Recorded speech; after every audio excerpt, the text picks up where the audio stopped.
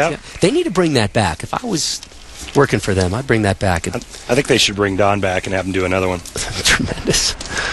So, up steps Brian Voss. He and his teammate Deandra Asbaty perfect through 5, looking to crack open a 6-pack appropriately enough. Wow, I love the way you just kind of made those two mesh. It all comes together.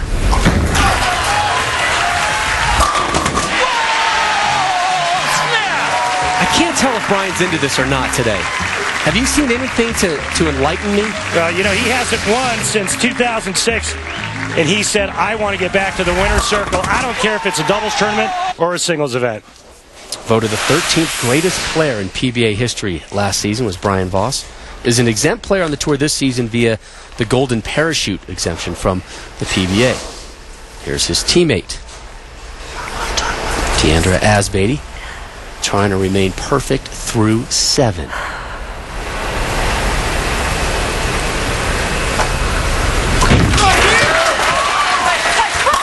And she achieves that.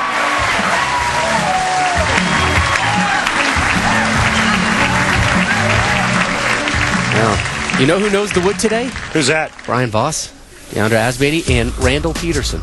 Thank you, sir. 39 feet in length, scorpion pattern.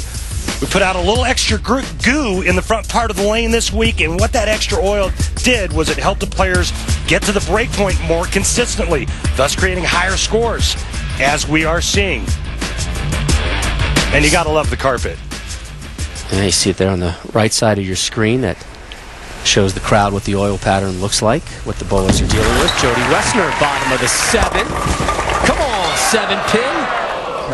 First time she has not struck in this match. Come on now. And your 4 seed's a little bit of trouble right here. Yeah, and they can strike out to shoot 259. And 259 usually is a pretty good game. But they're going to get run over by Deandra and Brian Voss. If you go over to PBA.com right now, you can submit your More of What Matters to You fan question of the day, sponsored by One A Day, and it will be directed to Jason Belmonte, who's part of your #1 seeded team today. Westner cleans that one up, so head on over there to PBA.com, click on the One A Day logo, and fire off your question, which we will read live to Jason later in the broadcast. Man, I wished I could fire a question to Jason. You know what I'd ask him? What would you ask him? What's a dingo? Really? That's what you would ask him? No, I'd probably ask him something about how to throw it with 2 hands. Ask him about his cool sunglasses. Yeah.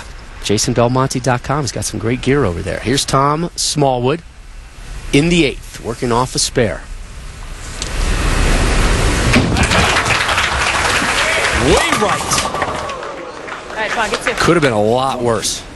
Well, we talked about the oil pattern and how it was conducive for higher scores, and normally that means that you have a little bit of room left and right of target, just not that much room. That was wide right all the way, and honestly, that's lucky that stayed. Yeah, I mean, stayed he's lucky he got 8.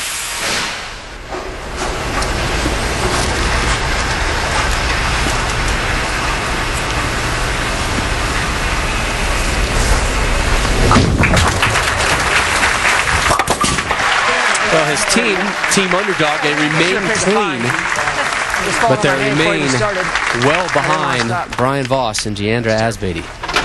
And Voss getting set to step up in the 8th. They have been perfect through 7.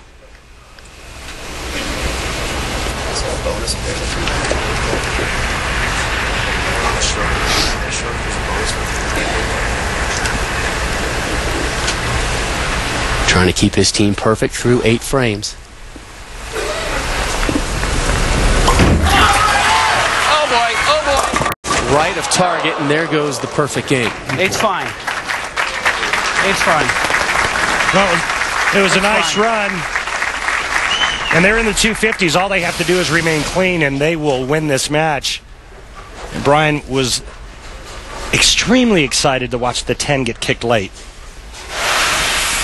Brian entered the week 41st on the PBA point list. This finish will certainly improve that position.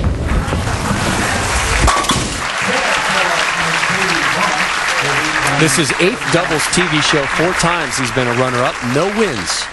As his teammate from Chicago, Illinois, Deandra Asbaty, steps up.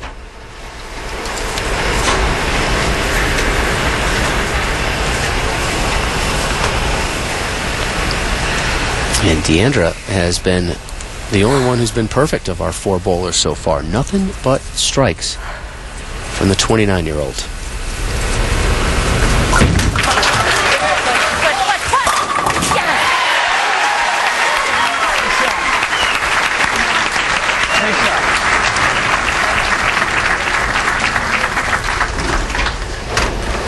Well, here's the deal. Jody Westerner, Tom Smallwood need to strike out to force Brian Voss to mark in the 10th frame. They can shoot 247. Deandra Esbady, Brian Voss going at a 258 pace. Big scores. I love it. Nothing like bowling mixed doubles and throwing a lot of strikes.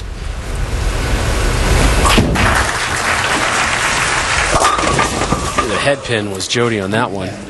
Yeah. And this match is going to BV and Deandra Esbady. They don't even need a mark in the 10th now. Right through the nose, leaving the 310. The spare here, the best they can now shoot 235.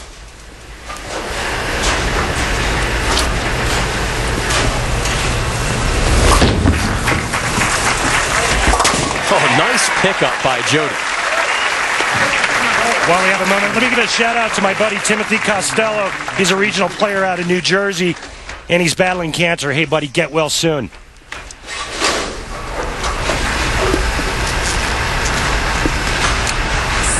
Smallwood here to begin the 10th.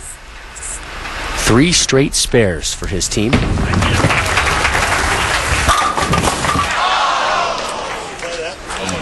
Make it 4.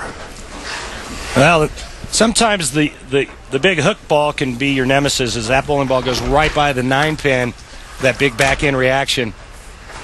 And you know, Rob, sometimes I have trouble picking him up with that camo shirt. Can't see me. Jody Westerner was cracking on him yesterday. Like, I feel like I'm bowling with just like a guy who's got elbows and forearms. I can't see him. I don't know where my teammate is. So, last ball of the day for Team Westerner and Smallwood. Tom pack his bags and head on over to Indianapolis, where practice begins tomorrow for the U.S. Open Championship.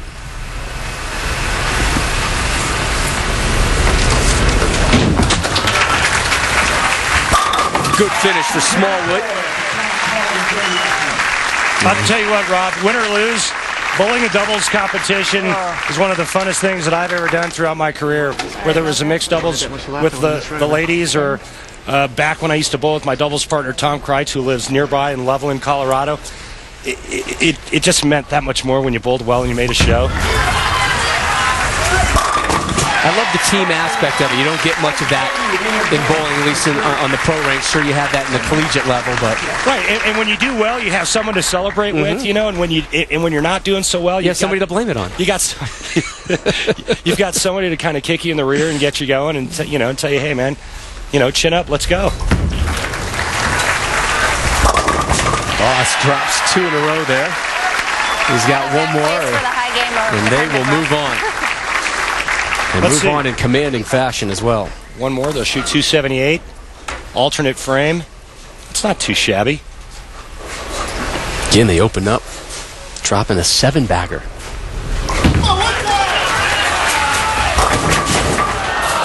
spot for that.